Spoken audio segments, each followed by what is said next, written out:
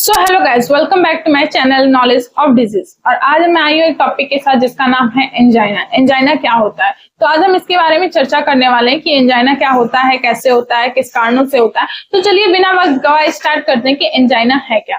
तो एंजाइना जो है वो जो हृदय में मांसपेशियों के बीच जो कम खून के प्रभाव से होने वाली एक दिक्कत है। मतलब अगर आपको सीने में दर्द होता है या फिर ये कहूँ कि आपको कभी ये लगता है कि बहुत भारीपन है या फिर आपको जकड़न या दर्द जैसा महसूस होता है, तो इसको हम एंजाइना बोल सकते हैं। मतलब हृदय में अगर रक्त स्राव जो कम होता है उसकी वजह से जो दिक्कत आती है उसको हम एंजाइना कहते हैं। और ये एंजाइना जो है वो अचानक से भी हो जाता है। मतलब कभी कभी ऐसा होता है कि आप लेटे हैं तो भी आपको हो सकता है, चल रहे हैं तो भी हो सकता है। मतलब जब भी हृदय के मांसपेशियों के बीच जो रक्त का बहाव है वो कम होता है तो उसको हम लोग एंजाइना बोलते हैं। अब हम बात करते हैं कि एंजाइना के स्टेजेस क्या होते हैं। तो एंजाइना के दो स्टेज होते हैं, एक होता है स्टेबल एंजाइना और दूसरा होता है अनस्टेबल एंजाइना। और अब हम बात करने वाले हैं स्टेबल एंजाइना के बारे में। जो स्टेबल एंजाइना होता है वो एक ऐसा अचानक दर्द होता है जिसको हम लोग कंट्रोल कर सकते हैं। मतलब कि उसको कंट्रोल किया जा सकता है, उसका ट्रीटमेंट हो सकता है, उसको ठीक किया जा सकता है, उसको हम लोग बोलते हैं स्टेबल एंजाइना। अब हम बात करते हैं कि अनस्टेबल एंजाइना क्या होता है। तो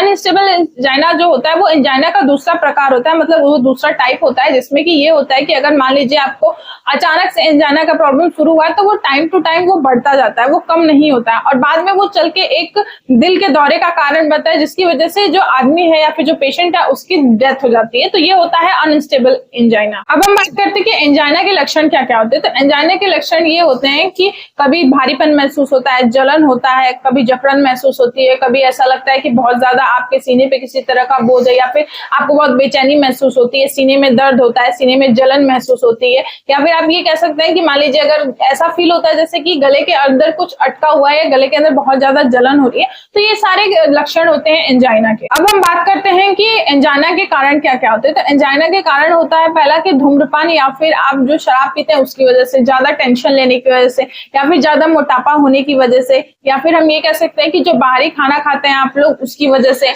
या फिर जो तेल मसाला या फिर बहुत ज्यादा ऑयली फूड खाते हैं उसकी वजह से भी हो सकता है, बहुत ज्यादा स्पाइसी फूड खाने की वजह से भी हो सकता है। तो ये सारे कारण होते हैं एंजाइना के। अब हम बात करते हैं कि एंजाइना के प्रिवेंशन क्या होते हैं। मतलब एंजाइना से बचने के लिए हम क्या कर सकते हैं। तो एंजाइना से बचने के लिए हमको दिन में मेडिटेशन करना चाहिए, या फिर आप धूम्रपान छोड़ सकते हैं, शराब छोड़ दीजिए, आप ज्यादा तंबाकू या फिर ये सिगरेट ये सब मत लीजिए।